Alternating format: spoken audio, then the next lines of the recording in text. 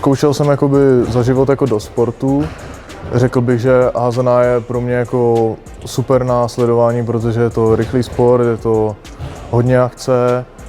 Řekl bych, že to pro mě byla dobrá volba. Když jsem byl jako druhým rokem starší žák, tak tady byl v Kuřimi na rok vlastně trenér Aleš Kořínek, který dřív trénoval v Zubří.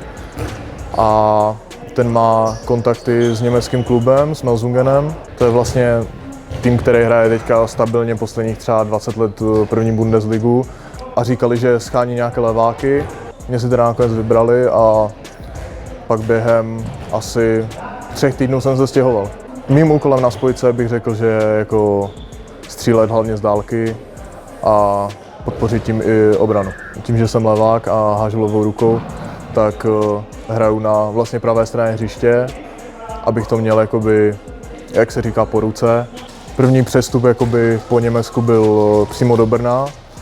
Samozřejmě pro mě je hlavní hrát teda jako v Brně, ale i pomoc vlastně tady jako v Kuřimi a jsem rád, že tady můžu být součástí klubu. Mě ten sport prostě fascinuje, že ti úplně nejlepší hráči na světě dokážou v tom zápase udělat něco, co je prostě hrozně geniální pro mě.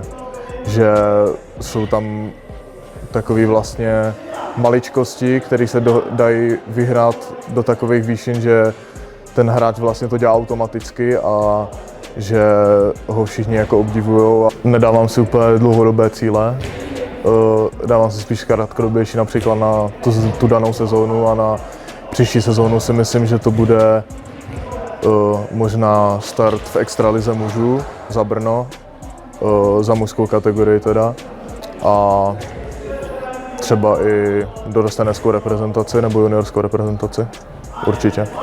Řídím se jako sám sebou a kam mě to jako nějak jako zavede. No.